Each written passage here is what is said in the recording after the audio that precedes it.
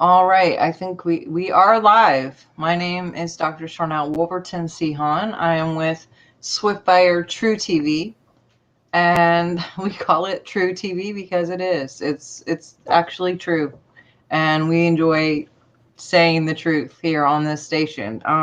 Super happy today because I have a return guest. Maybe you guys saw him on a previous panel that we did, I think last week or the week before. Rocco Moon is here with us. Welcome to the show. Blessings. Thank you for having me again. Yes. Why we are getting started here, would love to see where you guys are from, city, state, country. We have quite a broad group of people that follow, but I always like to see kind of who you are, where you are. I see Carlin's on here. And just kind of know that we're sending out love to you while we're doing this and after. And I love that exchange of everybody just connecting.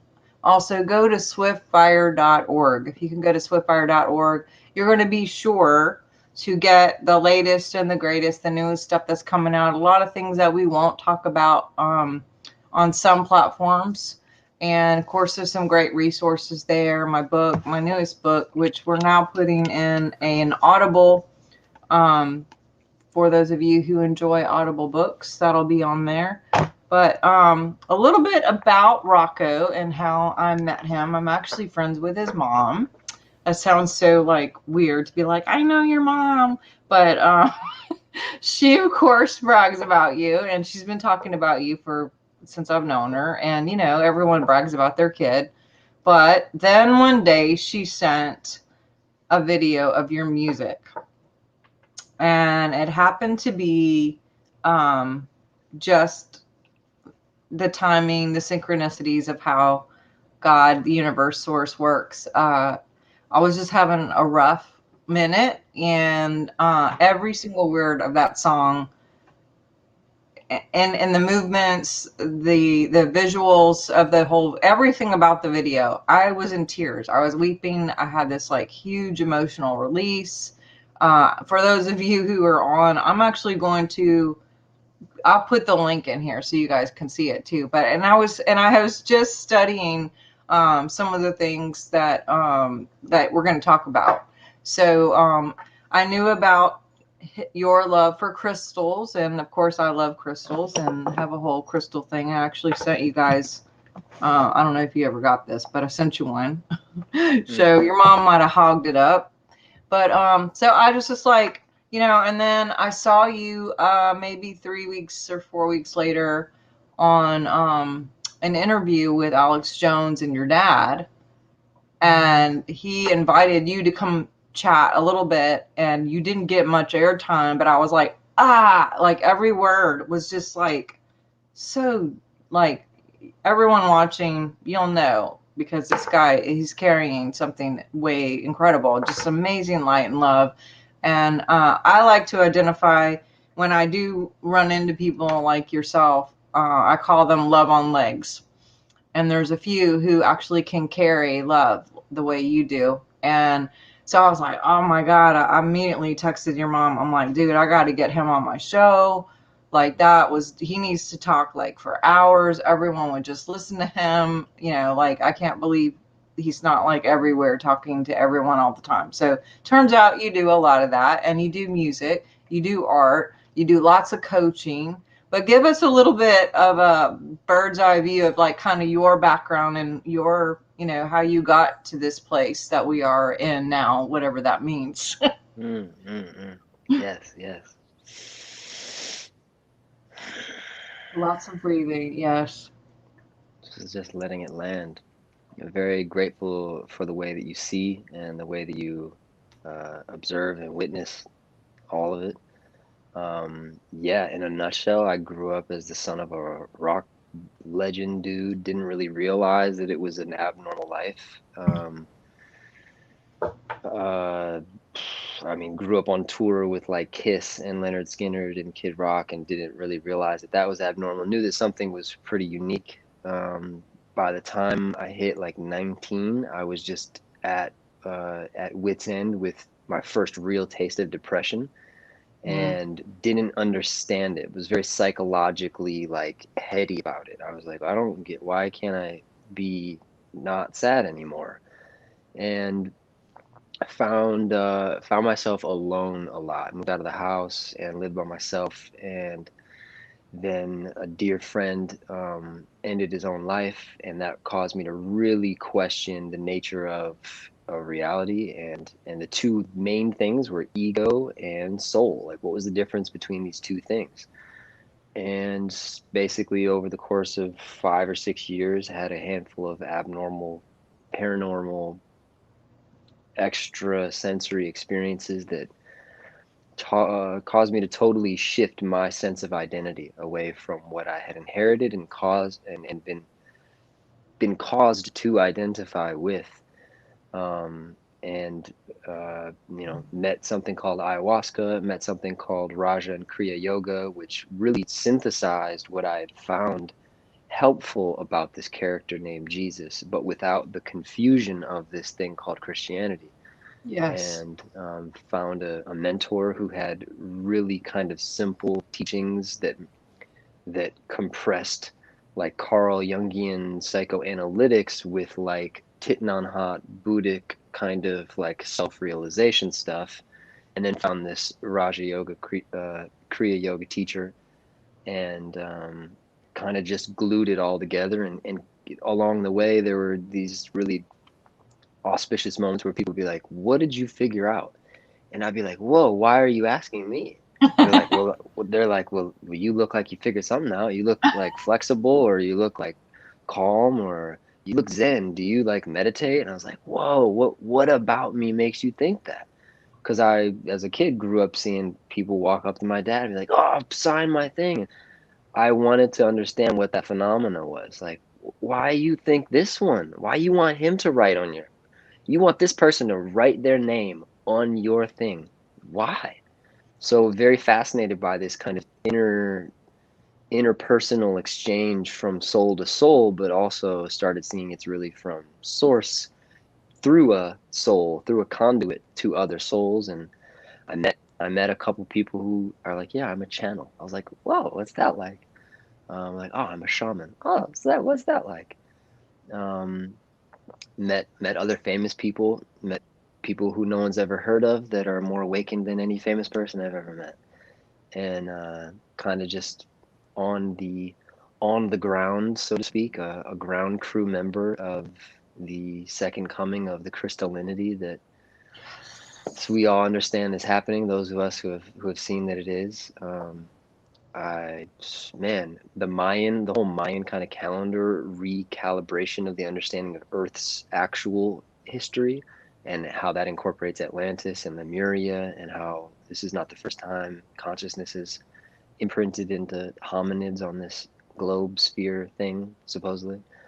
And so, yeah, anchoring it through music and film has been the joy. And along the way, I wanted to be more successful or more proficient in expressing myself through, yeah, particularly music and film, or like the bliss. And then uh, starting around age 21, I had cool beats that I wanted to, I saw Pharrell and Kanye as like, all right, I don't really want to play the guitar like my dad, but if I could do anything really well, I would like to be in movies and play fun adventure and make believe, but also like be really fun with beats like Pharrell and Kanye, and started getting the opportunity to make music with other people as like a producer, creative director, and saw along the way how a story would want to come through someone, but certain words would assist that story or hinder that story from being more clear. And So started, yeah, explain that a little bit. Like, I mean, explain with that a little more. yeah. I mean, there's like the super esoteric kind of side of it, and there's the super simple side, which the super simple side is everybody's got a story, but not everybody can tell it really interestingly. And then some people are just you're on the edge of their seat to their story. Their story is like packed with these little nuggets of life experience that just by hearing them tell their story, it's like we receive this benefit of hearing how we didn't even know someone was living a life like that. And in living a life like that, we are somehow inspired to live our life. And I think good storytellers tell universal truths hidden in plain sight. And esoterically, yeah, I would see the light moving through the crystal prism of every person. The fastest way that I describe Christ consciousness is picture yourself walking down a really busy street and you see all these people, big, fat, tall, small, short, different pigments, everybody. Now picture, instead of 2 arms and 2 legs and a head, picture it as a bunch of crystals, all with different facets. Or some, some angel lights, some, clear prisms, some darker prisms, some uh, selenites, some basically Merkaba, a bunch of Merkabas walking down the street, and different Merkabas with different, different geometric formation. And so the light of oneness is moving through their Merkabic structure with a different angle, and that angle is their ego, and their ego is the edging of the greater oscillation, and the oscillation is their vibration, and that electromagnetic is their personality. And how an artist basically is captivating is they are bending light, and they're wielding their persona as a tool for intuition or something like that. And before I understood, I got certified as a trauma therapist in 2018 because I was working with this kids organization that in order to hold space for some young people, you got to know what to do if somebody a kid falls and scrapes his knee. How you as an adult show up could be the difference in them having an owie or like a really shitty day that actually augmented their persona and caused them to contract into a totally different person. And I saw that happen with one of my nephews, and it forever changed me. So I was like, all right, I want to learn about what trauma is, and that kind of re-educated me as to what I was doing in the art making process. But yeah, it was really kind of me wanting to assist the light in moving through the story as like an obstacle course, or kind of like one of those at Disneyland or whatever. It's a small world after all. It's like you gotta go through this like meandering trail, and then once you're at the end of it, you don't even realize that it happened, but you just got a gift basket and some essential oils and a new upgrade in your DNA genetic structure, and you're left with this gift basket of quantum essence. And I didn't have those words at the time to describe to you, but as a producer, you're kind of helping somebody tell their truth in the most interesting way, in the most effective way, in the most engaging way, basically. Yeah, well, I mean, I love how you're explaining. You're so poetic and how you express, and I just like love listening to you. I, as a kid, had some of those interesting experiences, and one of the things that I could do is see the field and the codes and the symbols and the colors, and that went for a long time, and also and it sort of like dissipated. And then I had another thing that happened years later, and it sort of like reactivated that. And I had lost, I remembered that it was from before too. And this time, I was asking my parents and like, what does it mean when you're seeing this stuff? And my mom actually is technically blind, and her mom is blind, and her father's blind. And so I started going like, oh gosh, is this how it started for you? Did you see like these symbols and code and like numbers and colors, and she was like, no. And then they took me to the doctor, and I basically tried to tell the doctor what was going on. And it turned out, at the time I wore glasses to see far away. And after this encounter, it was like 10/10 vision instead of 20/20 vision, which is even better. And now I do read to, I mean, do have reading glasses, but and for the blue light, I wear glasses for that. But yeah, so that doctor was like, you have really good vision, and also you probably need to go see a different kind of doctor because, they just thought like, that's super weird, but, one of the things that I could see is when someone would tell the truth, there was a different essence in the field, and it was felt for me. And there would be like wings to what they would say, and it would bring such a depth, and it would touch, and versus something falling straight to the ground, where like even with music, watching like American Idol or something, somebody got up there and would sing a song they just wasn't their own, and someone told them to do it, it would just go flat, literally, like everything would come down. Versus if somehow they could get into it where they believed it, where it was real, it was true to them, it connected with their whatever, it looked different and it felt different, which, a lot of times people will get like goosebumps or whatever. It comes from the adrenals, it goes up the back, and it's one of the ways sometimes we know like this is real, but how do you see that? Because, you said all these people were coming to you and you're going like, you got something, like you figured it out. Like, obviously you do. I mean, it's very tangible. And I'm wondering, like, do you know the moment that you got it? Do you know how you got it? Do you know? Because it's very in your field. It's in your voice. It's in everything. I can hear it. And like, do you know the minute that it happened to you or started, or have you always had it? Wonderful, beautiful pointings. Yeah, it's in the vibration, so it's in the field. What is the field? The field's the quantum electromagnetic space-time continuum, and that's in this density. That's this density of experience. But ultimately, consciousness is coming into this experience. It's not rooted in this density. Thank God. It would be different if that were the case. Um, Let me sidestep though, because you pointed at something really cool. Goosebumps, goosebumps, and when it sounds different and you can feel it.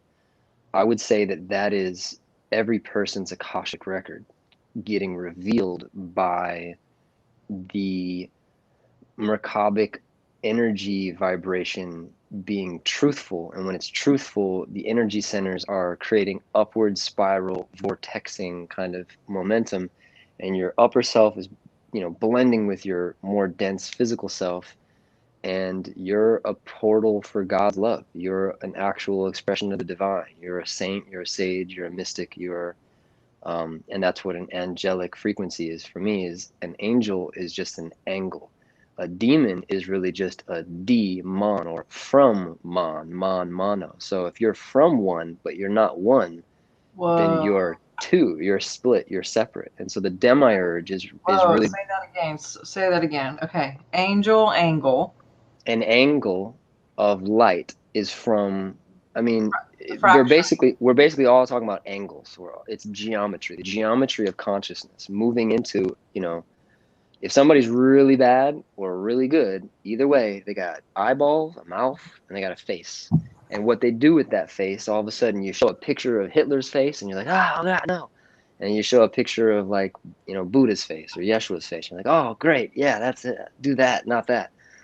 And that's the etheric reflection. So an angel, I would say, is an angle of consciousness moving in through the prism, which called the energy body or the koshas or the Merkaba, the person, the prism, the angle of light when it's in an upper service to other orientation, it is an Yes. angel. And when a person alchemizes their carbon into such a density of levity, or specifically, I think it's plasma. When you start shifting from being carbon based to plasma based, you don't feel so dense.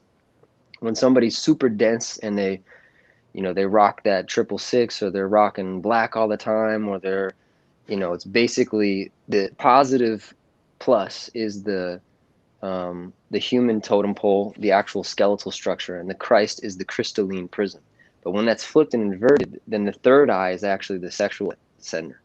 And so someone literally is worshiping or seeing their essence as, or seeing their growth as moving downward. And they're moving further into, call it the matrix or Saturn or the realm of the fallen, or it's the most dense place that we can occupy with our consciousness. It's the end of the road, dead end, so to speak. The end of dead. And so a demon is a demon or from mon or of mon, meaning not mono, it is stereo. It's basically not one or singular, it's dual. And so, I mean, that's just a kind of frenetic or phonetic, frenetic and phonetic, Yes. yeah, kind of breakdown of that etymology, which I think there's a lot of codes in etymology and Oh, breaking down words into the kind of math of those words. Um, and yeah, so I mean, angles, really everybody's an angle. And when someone really alchemizes their human identity complex into highest service possible for that life in this particular incarnation, then they become an angel or an angelic frequency of service to the highest divine, the one infinite absolute source of all things. And when I didn't hit like a um, do not pass go, do not collect $200 kind of moment, but I would say that I did hit that moment more than one time, and every time I would get this physical experience that I have to let go. I have to literally give up. I have to quit trying to be Rocco, and I have to give Rocco away. So wow. my main suffering was my offering, and the more I suffered it, the more I offered it, and the more I offered it, the less I was it. Um, and the more I was more rooted in the I am presence and less the egoic time-based identity of Rocco as a carbon-based, human person. But along the way, there are these checkpoints. I basically call them ego deaths. Everybody's going through their awakening through a gradient death or decay of their mental identity that is rooted in time. Yep. And we all experience it as we seems to be a popular term, ego death. But I started realizing this wasn't my first time in a body, and I started having reoccurring daydreams, and then had a couple sessions with someone who claimed to read the Akashic field, and felt to the depth of me to be very true, and then started seeing people who saw me as that lifetime, be like, "Yo, you ever been to Egypt?" I'd be like, "Why you ask me that?" Like, I don't know. You look. Are you Caucasian? I was like, pretty sure I'm Caucasian. And these kind of experiences that caused me to look deeper into, wow, I've hyper identify as being Rocco, but if I just slightly distance myself from Ted and Shemaine's kid called Rocco, what if Ted and Shemaine's kid called Rocco was this point of living, this incarnation's reference point into this holographic matrix? But it's not my first reference point into this holographic matrix. And if I can remember who else I've shown up as, or what else I've shown up as, then it kind of gives me context as to why I'm showing up as this one now. And to your point of ancestral karmic reflection, as you talked about your mother and her and your grandma both being blind, that's profound, by the way, because then you're obviously first wave indigo. I don't know if you've been, if you identify as that, but someone of your generation having ajna based hyperpsychic clairvoyant clairaudient seeing the fractal continuum, that's what ended up getting called schizophrenic and all these different variations of like, oh no, they see too much kind of thing. Mhm. But my grandma, when I was like, well, in the 80s, she had a near death experience. And she said she left her body, floated above her body, saw Yvonne's body, and then turned up, and there were two, a male and female angelic presence that said, you can either leave now and come home or stay. But if you stay, it's going to be a lot more work. And she said, no, I know I have to stay. It's for my children and my grandchildren. And so when I was young, I remember her very specifically using language that I would also see would trigger my mom, because she would use language like, Rocco, I'm getting a message for you. Something's coming through. And she'd grab herself, she'd speak as if what was coming through her wasn't her, but that it was in service of goodness. And I remember one specific time where it was like, Rocco, I'm getting a message for you. And my mom was like, don't tell him that. And I was like, whoa, why would she be bothered by that phrase, that phrasing? Um, and yeah, that, seeing my mom's kind of overly Christian identification not super merged with my grandma's, like, probably identifies as Christian, but more so like had a near death experience, clairvoyant, artist, doesn't orient towards that same kind of religious identification, but as a kid was telling me like, there's more going on than they lead to believe. And I was like, yeah, what is that? And then when I was 21, 21 was like a huge re-identity year. Literally, when I was 21, she told me, on your 22nd year, you'll remember your other 22 lives, and then you'll actually have access to all the learnings you ever had before you were Rocco. And I'm listening to her, and it feels like a migraine, and my ears are ringing, and I'm crying, and I see these timelines where I was in different bodies, but suffering into a craft, or suffering in a relationship, and then learning from the suffering.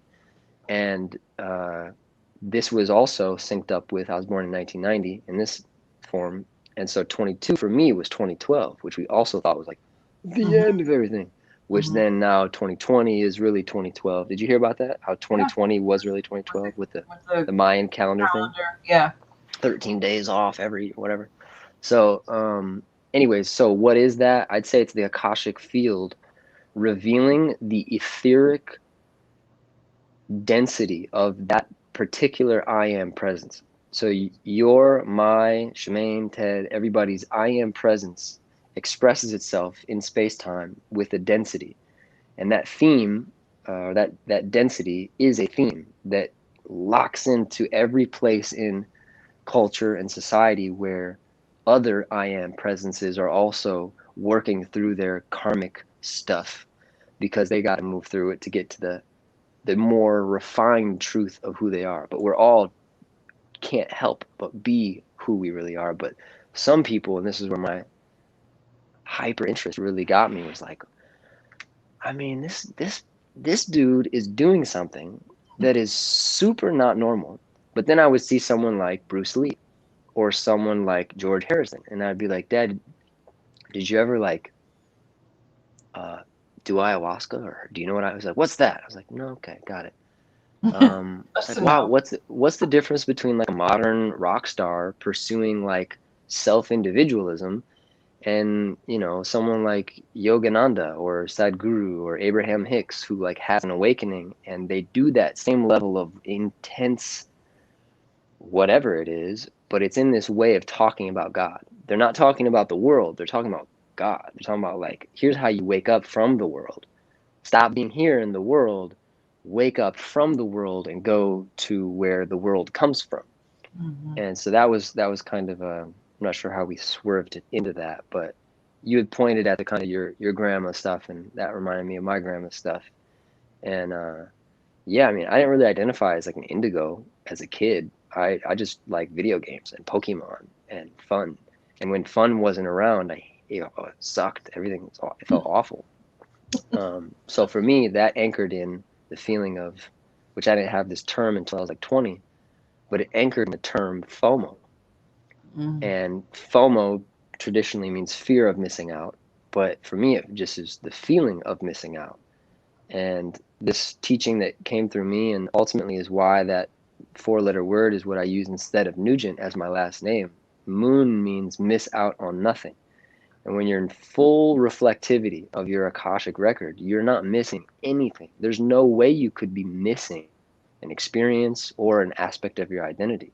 But people who are really, really fulfilled, it's almost like other people, followers, wish they were them. And there's this kind of FOMO warfare happening in the Matrix, where there's some negative FOMO mirrors and some positive FOMO mirrors, where someone like Tony Robbins will, put his finger in your face and say, you've got to wake up to your potential, and he's basically reminding people that if you even slightly feel like you're missing out on who you came here to be, you haven't really buttoned up your suit yet. Buckle up and get to it. Why are you here? And anyways, that was for me, not just through someone like Tony, but through these various moments, kind of woke me up. Who am I? Why am I?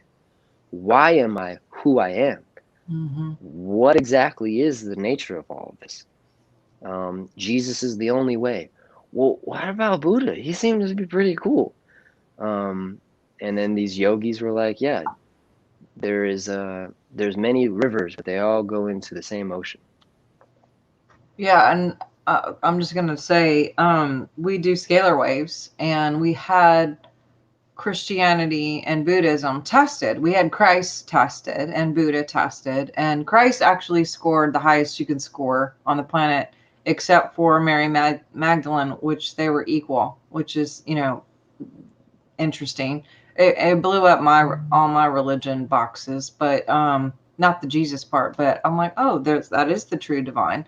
And but when Buddha was in the, I want to say 900s or something, or 750s, and some of the people that you mentioned were way up there. I'll have to share some of those scores. But what's interesting is Christians versus followers of Buddha. Christians did not score well. And although those who follow Buddha scored really, really high, so it's interesting that you could follow someone that you're not really following, you know what I mean? And, meaning carrying the name, we say in Jesus' name. Well, what does that really mean? You're following a lineage. It means to, be in covenant with the characteristics of the Christ consciousness, which that's not even his name, Christ, but anyway, versus actually believing in some other way of life and living it. So, that's really interesting. We're just supposed to be cells of God in the mix here. And I like how you like the fractured, or the lights, the little lights, how we're all getting these angles of who God is. But, I guess growing up, I didn't grow up anything Christian. I had an experience with Yeshua. And so it happened to be Easter at my grandmother's house. My parents were out of town. My dad was overseas in the military. And, so that kind of rocked the way I saw everything, literally, even physically. And I don't know why certain people are chosen for those things, or maybe I was just open for it or called or whatever. That's something that I've always looked to see, like, well, what is this all about? How did this happen? And, how come these people get it or whatever? But that seems to be a question. It's almost like a program where no matter what people are, there's this like need or want to be like this person or like that person or do those things. And when I first started being in public, I remember I had a mentor who came to me, and he's kind of big out there, well-known kind of celebrity, whatever. And he's like, the biggest thing you need to figure out is like who you want to be like. And I was just like, I don't want to be like anybody. I want to be like me, my best me. And he was stumped. He was absolutely like, no, you don't understand. Like, if you could be, and he starts naming all these people, like this person, that person. I'm just trying to follow like your grid of like how which way are we going here? And I was just like, none of those people. Like, I don't have any want to be anyone else except for me, my best me, like my happiest, my lovingness, my less reactive, my super intelligent, my superpowers, all the things, me, but me. Is that cool? And it was pretty much like, no, that wasn't good. And I knew like the end of our mentorship was pretty much over at that time. But you see that too, I'm sure, when you were talking about like, how do these people like want the name and want the, I mean, that's got to be interesting. And also, you grew up Christian, right? I mean, that was like, so you made a jump out. And nothing against Christian, because there's great things about Christianity for sure. But explain like that jump a little bit. The jump happened in 2012 when some friends were visiting. I was living in LA. They were from Waco in Texas, and they were on a mission trip in LA. And they stayed with me, and I looked at them. They were older than me and friends of a friend, and I had just met this Muslim dude, and literally felt like a mirror. I mean, was like me, but in like a different pigmented body. And we loved hip hop, and we had all these like love basketball, connected on all these things.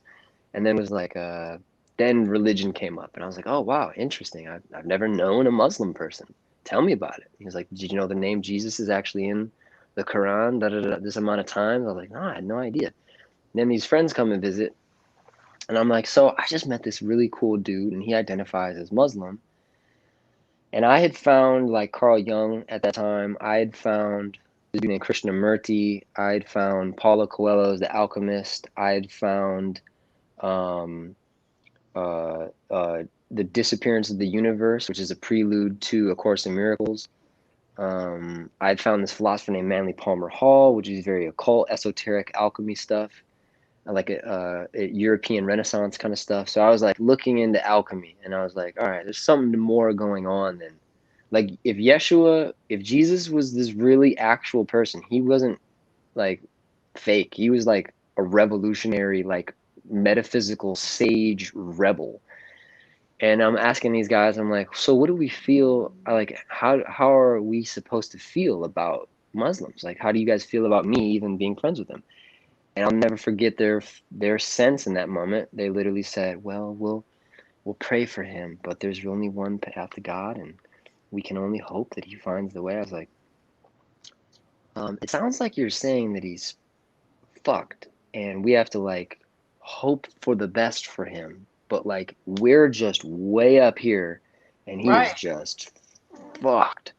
And I was like, how do we know that he doesn't think the same thing about us? And why is it that, have you even read the Quran? Because I haven't read the Quran, but it sounds like what you're talking about.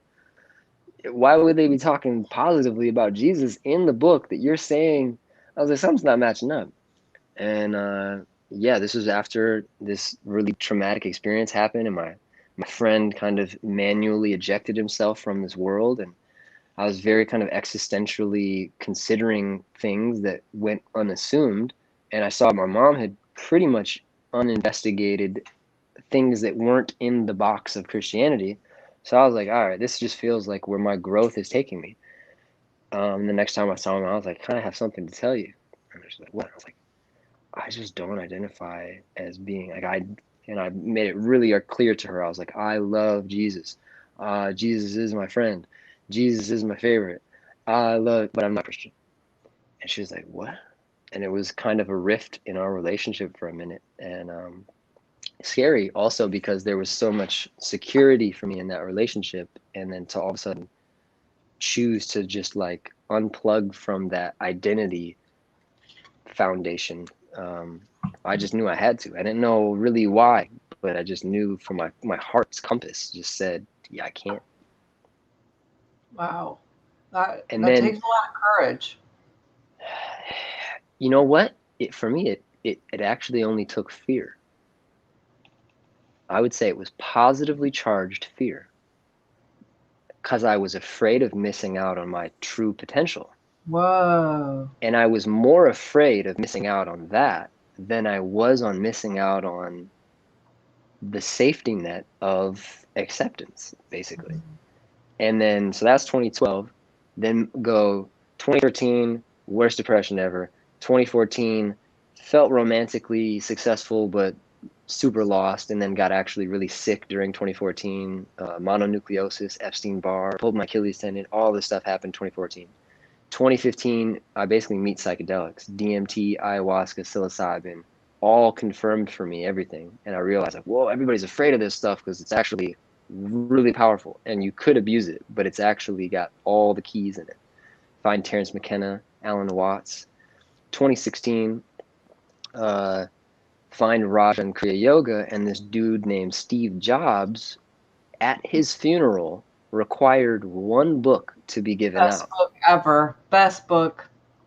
And so I'm like, all right, I have this phone in my hand, and he obviously knew something about myth and Joseph Campbell. The most famous logo in the world, other than the cross, is literally a bite out of an apple.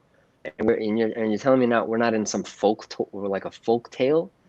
So I'm like, all right, Steve, what do you got for me? I download Autobiography of a Yogi, and I'm listening to it, and it sounds like everything that I've kind of been shunned from, but from this perspective of a brown man in a place called India, and talking about psychic powers, siddha abilities, and the ability to teleport, the ability to, you know, all these things that sounded like magic fairy tale, but they were anchored in science and this ancient pathway that I had heard of, but it had been like westernified and like, and so Yogananda is literally saying, he has another book called The Yoga of Jesus, and I downloaded that.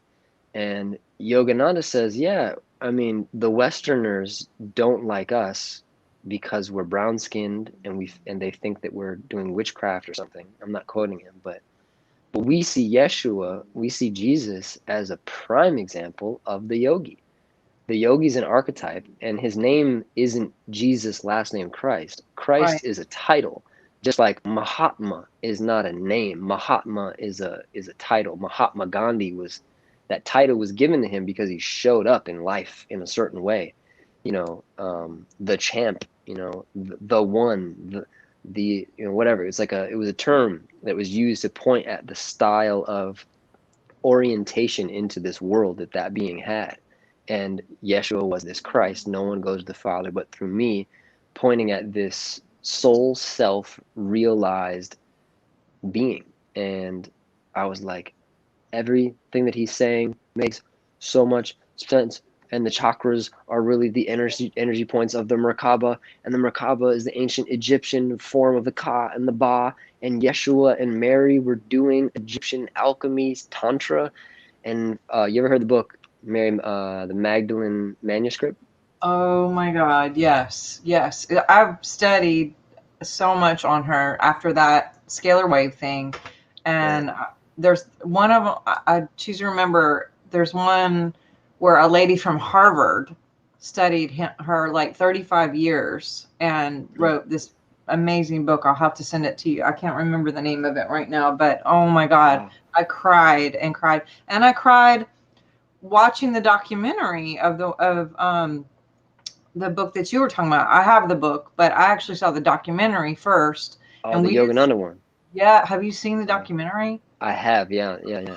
I've seen it like I don't watch stuff twice, but I've seen it like 2 or 3 times. I have the book, but scalar waves off the chart, like one of the closest to Jesus on the planet, as far as like a luminary and just like aware and awake. But tell me about what you were going to say. I don't want to cut you off. Okay, one quick sidebar. Do you know the name Babaji?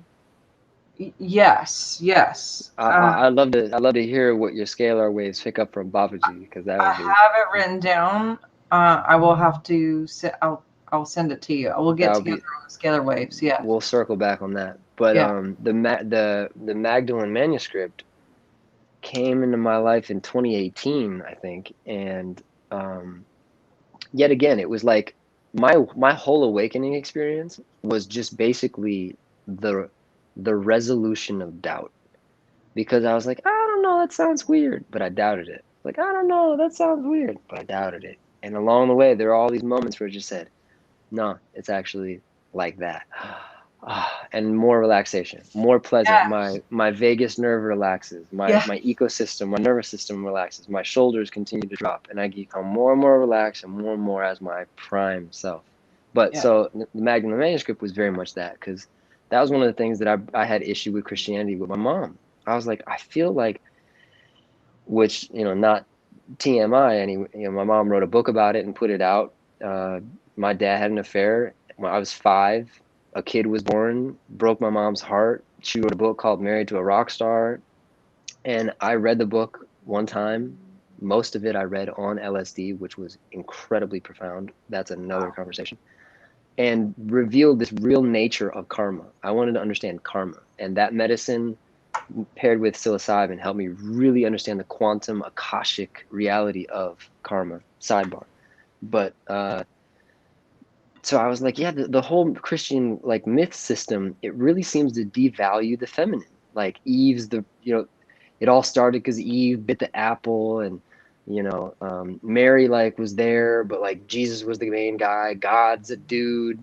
There's no like divine mother anywhere really. Like it just seemed like it was like imbalanced to the masculine. So this book, Magdalene Manuscript, comes into my field and has all these awesome confirmation points. Um, One of them being that Mary Magdalene was actually an Egyptian priestess of Isis, Yeah. and she was going because you're talking about that fertile. I don't know how to shape it, but that fertile crescent area of the world, they're not far from Egypt, wherever Bethlehem or Jerusalem or whatever. They're not far from Egypt, and it was saying that this book was written as basically these two people who I think they have PhDs channeled Mary Magdalene, and she was like, "Look, I need you to tell my story." And so Mary would go to Egypt and learn these rites of initiation from the tantric kind of alchemical priesthood of Isis, being the divine mother kind of archetype there. And then she comes back home or whatever, and Mother Mary, or Jesus's mom, Yeshua's mom, was also a high priestess of Isis, and there was some kind of band that they wore around their arm or something. I forgot how the story went. And so she was with Yeshua, and she saw Mary Magdalene, and was like, "Yo, she's a keeper," kind of vibe. I don't know, I'm not quoting it, but this is how my system remembers it. It's like his mom was like, "Yo, she's a keeper," because she has, alchemical tantric embodiment. She's not some flimsy. Thousand, she bats 1,000 on the scalar waves. For Yeah, real. yeah. And so really Yeshua was in his initiation, and he was genuinely already home as the prodigal son returned after having left his home kind of land of being already kind of primed to do this role. But yeah, apparently, literally, he went to Tibet. He learned meditation. He went to, I don't know if he went to Japan, but he learned Reiki. He learned healing with the hands. He learned the various yogic kind of meditation and realization techniques. And I don't know the exact geographical placement of his journey, but he left, and 18 years later, he came back, and he was a different dude. And he finds this divine woman who was also on the kind of ending scale of her total identity transformation. And they started doing alchemical tantric practices because they were magnetized to each other. But also, he knew that he was going to die soon, but he had a lot to do before that. And so she started seeing his ka, his actual energy body, and they started anchoring that sexual energy up his, hemisphere into this energy body and storing his energy into this light body, so that Mm. by the time he leaves his physical self, he actually was just shifting into a dimension where his physical self is no longer needed, and he just lived in his light body, in his pranic, embodiment. And Holy then Spirit. Mary goes to Stonehenge. She goes to Europe, and supposedly, potentially, literally had his seed Sarah. expressed as a kid. And then these, what ended up becoming the Knights Templar were the ones who literally heard the truth of what she was like. No, no, no, no, no. It's not about all that other stuff. Rome is going to try to bastardize his teachings, basically. But this is what really happened. And then anyone who is like a mage or let me find the wording combo, a a apex peak male intelligence being who use their intelligence and wisdom in service to other, in the lineage of what Mary was basically showing as the way of Christ, became a Mar line, or someone in the lineage of Mari or Mary, or the Mary line, which became the Merlin. And the Merlin lineage were all these European dudes that were seemed to have the archetype of the beard and the dude in the cave, and became its own folklore. But I yeah, did not know. somebody like that. There's all these cool little ways that it's popped in, but yeah, it all points back to Yeah, true twin flames. Like, it's, and then the child, and I had read about them having to go in hiding for a bit, and, right just about that too. that whole thing too. But yeah, there's so much to explore, and if people are brave enough to actually look, and I'm not saying anyone has to believe any of this. Like, you go study it, don't get mad, like, just go look. But at times, even talking about this, I've seen where people get super triggered, because I did go into ministry when I moved to Louisiana. I did go, like, through the whole Bible school, seminary, all the things. Felt like I knew I had a call to service at 4. So Wow. I didn't know how that would look. I just, when I came to Louisiana, it was like everyone's in church. We're in the freaking Bible Belt that's choking people. And, Right. they were like, have you been saved? And I was just like, I don't even know what that means. Like, almost died in a car wreck, or, so had that kind of deal. But then, jumped into that and thought, oh, well, this is, the package vehicle, that this is how I'm going to do things. And I literally, walked down the aisle and did my call to ministry in 10th grade. And, just thought, like, this is my deal. But then I started seeing all these things were just not lining up at all. And more and more and more. And so I started kind of left, one denomination that wouldn't allow a gender, and wouldn't let have a electric guitar, and dreams were bad, and hearing God was bad. And, just, it was like, okay. So then I found a denomination where women could be in ministry and you can hear the voice of God, but then there were all these other conditions, and it was just like, and then I just heard so clearly, like, just be. And I was like way up in leadership at this church. I'd worked like 3 years to get training, to go through all the hoops to be in this position. Finally got my towel. They had like a graduation for, you get a towel to be in service. And, loved my pastor, loved all my people, huge, huge, leadership, leading worship and intercessory prayer. And I was a leader of all these Bible studies. Wow. And all of a sudden it was like,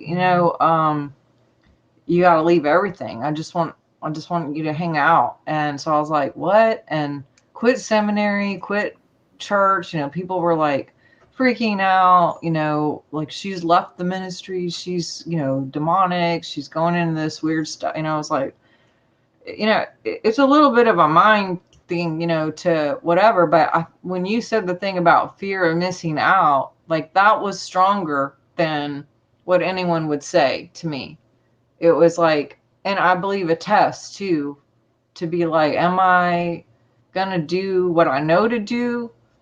And I mean, at the end of the day, I'm the one who's got to wake up and, like, be okay with my choices. And it doesn't, they're not gonna be a part of anything. But it kept going further and leading me to new things. And, I'm here even to this day, finding new things. And sometimes people are like, wait, what? And I'm like, okay, that stuff that I thought like a minute ago, I don't anymore.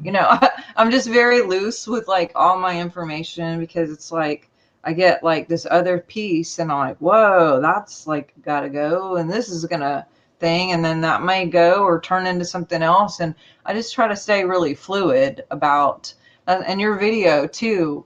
Oh my God, that video was just like, just the Was it movement. blown away? Was it blown Yes. away? Man, Yes. Yes. I mean, I get emotional, but because it was man. just being Be able, water, my friend. yeah, to manipulate the energies, and not, and I hate the word manipulate, Well, yeah, because, dance with them. yeah, just to, like, stay and Well, to, cool word, cool word. Manipulate. Man, I late. Man, I plate. Plate, dish, plate, tectonic plate or section of earth or manifested material. So man, manifest, manicure, I mean, man, yeah, it's like human, but man, I plate, man, I pulate or catapulate. There's some cool things in there for sure. Oh, another thing that came in as you were streaming. Beautiful to hear about your journey as well. And when I interface with you, I see indigo crystal star child, star seed, which for me is just meaning a soul that came into Gaia's growth moment at a moment where the social judgment and the social pressure of conformity was at a thin enough layer for the I am presence of those souls to oscillate into a higher frequency than they had been before. And it's also paired with the ending of Kali Yuga, and also, you know, this age of Aquarius, kind of ending of Pisces, this whole moment astrologically.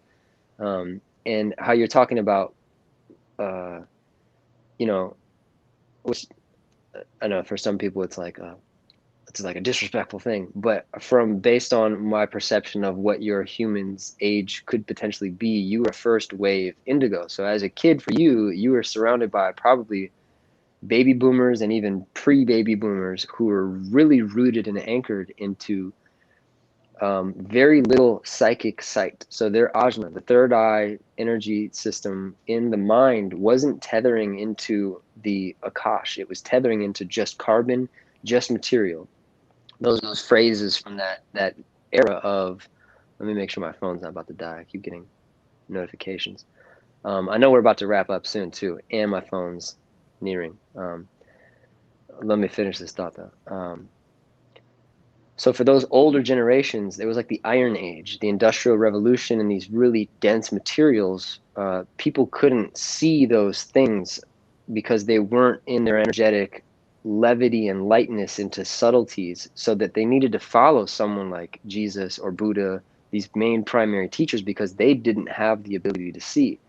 And when someone like you comes around or me comes around, and those others are telling us that we have to follow someone else's sight, it doesn't fully anchor as truth, because we have that ability to see, and they're telling us that we need to just use someone else's ability to see. It's like a disservice to the way that the creator made us. It's like, I'm seeing for Direct myself. TV. I Direct don't TV. need direct TV. Yeah, Yeah.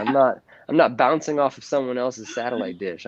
These are my signals. This is direct This is a TV, man. direct. Straight I don't up. I don't want to lose the call, so I'm gonna just get this phone charged. Yes, yes. So Anything come up for you though on those pointings?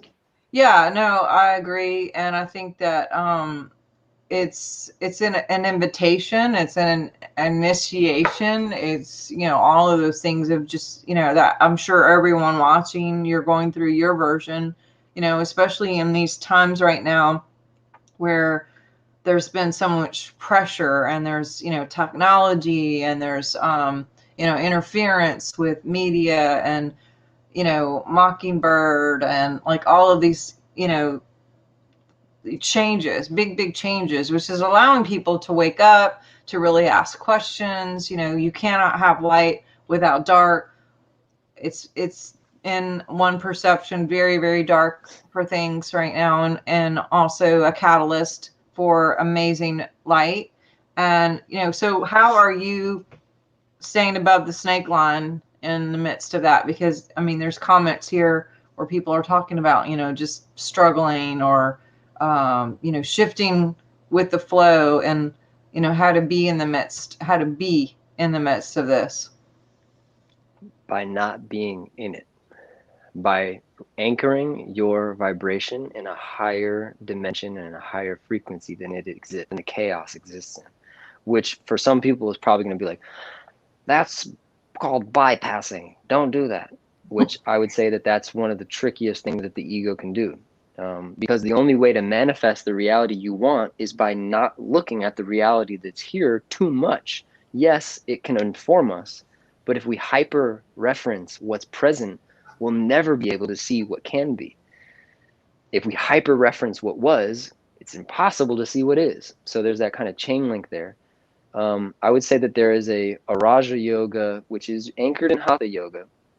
I feel like we're going to have more than one talk. So we'll I have, definitely have to have another talk. Yeah. yeah, we'll have many to Part be two. continued. But as a quick kind of, yeah, what to do with one's energy system in this time.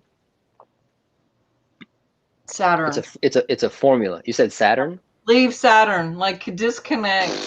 I Man, mean, that's I'm happy to hear you say that. That's as far as like the practical kind of like Western what reference points to point at. It's like, yeah, stop living in Saturn.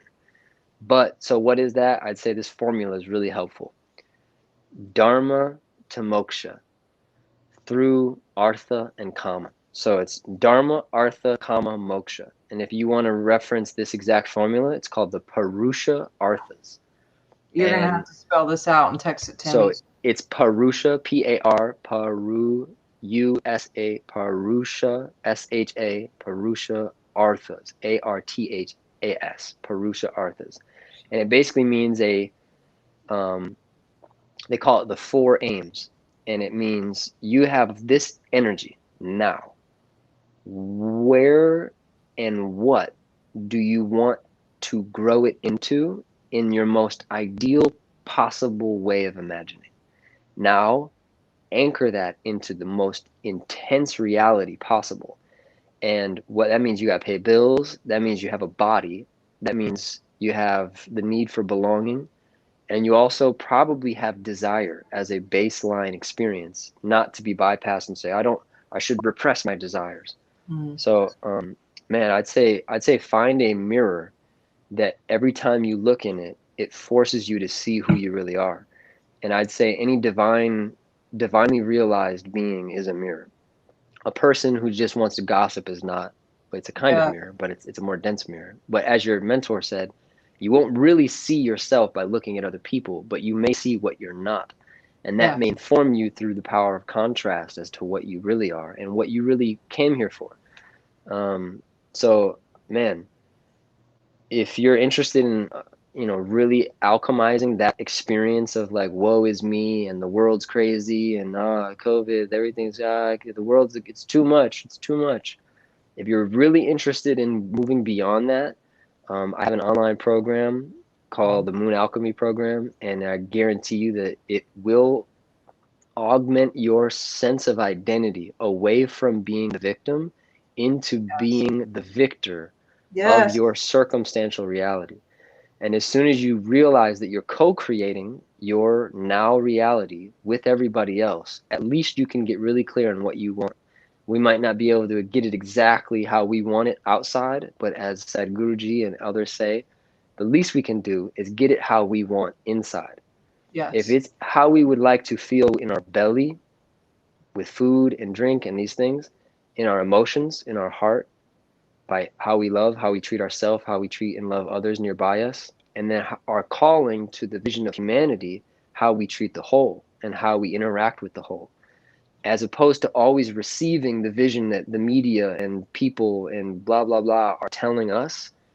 If that changes to where we are seeing a reality more intense than it's telling us what it is, or even just the sliding scale tips from we're receiving it more than we're asserting it into we're asserting it more than we're receiving it. Once that scale tips, you are in your alchemical augmentation and transmutation of your inherited karmic momentum that you came into this body with, and you are engaging the aspect of yourself that is the creator of all things, and you can augment this collective experience by augmenting your personal experience. well, and I mean that's freaking amazing. That's beautiful, and I will have all of the links for you guys who are interested in that. And he does coaching and um, mirror sessions and trauma sessions, and yeah, you guys can check out his website. My teaching, for me, my purpose to be here on the planet is about truth and imagination. And I love that word, to image a nation. And going into, wherever we are, I talk a lot about this in the book too, is to step out of the perception or the mockingbird or whatever the thing is that they're trying to get us to use our creative abilities to continue the projection through talking about it, thinking about it, expressing it, letting it go in the field, connecting to all the things that create and manifest versus Saturn. Yes. Versus actually going inside, because everything's an inside job. The only way out is in. Go in, see what is the direct TV vision for you specifically, and anchoring into that, and then just practicing that, like whether it's outcome mapping or doing something, playing for no reason. Literally find something that's fun and do that for no reason. Just stick with nature, stay outside, go magnesium, juicing, wind. Oh my God, breath and wind Yes, yes. is huge. And then just holding, we can out picture this if we all got together and decided and chose to maintain a source vision, television programming versus God's vision, source vision, our vision for ourselves and collectively, and then allowing that to not only radiate, but magnify. And you're right, like whatever happens externally, yeah, but there's people who have been in prison for years or whatever, who actually still have like peace in their heart, waking up in this facility that they're at or whatever, because they knew how to practice sanity or peace or shalom or Christ consciousness Or within. find their dharma, like Malcolm X. Yeah, yeah. So, but yeah, we are gonna have a part two. I already know, because I I have look like forward to it. I have like things here that I didn't even talk about. So I'd love to ask Awesome. you a bunch more questions. We'll have to get on that, but um, tell us, go ahead and verbally say, I'm going to do the links, but go ahead and verbally, how can we find you? And I know all these people they're all like, I love Rocco. Thank you. Thank you. This is amazing. Lots of good stuff. So where can we find you so people can continue in the middle interim part before I get you back? Yeah, it's at Rocco Moon, and everything is happening pretty much on my Instagram. That's where I anchor everything. Let's keep it simple. And if you go looking for my music right now, interestingly enough, you probably won't find it because I just did this identity shift where I took all my music off the internet.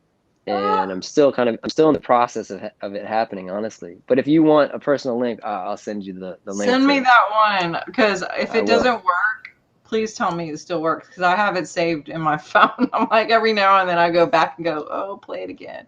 But I yeah, will make sure that you personally have that. If it's not working, let me know. I'll get it to you. thank But yeah, I am going through another kind of calibration of my identity where the last name Moon feels like it's specifically meant to be for this book and this teaching platform. And moon is a thing that was realized, that is realization. The moon reflects the light. It doesn't claim to be the owner of the light, but if you recognize where the moon points to, it always points to the sun or yes, the source of the light. So I found that to be a very helpful kind of allegory. So moon is now for teaching, and Rocco with a comma at the end, it kind of implies that I'm always Rocco, but I might show up as Moon or Sun or Nugent, or we'll see what else. But the music will all kind of be coming out soon as a re-release as Rocco comma, but everything's still on Instagram as Rocco. awesome. Yeah, I'll just say this. My mentor would always say that the sun is the sun, and then the moon was the church, but he didn't use church as like the way the building people talk about the church. Is always reflecting, and how we have this opportunity to angle, as you would say, the light. And so To that's mirror it. another layer that I just got. So that's super cool.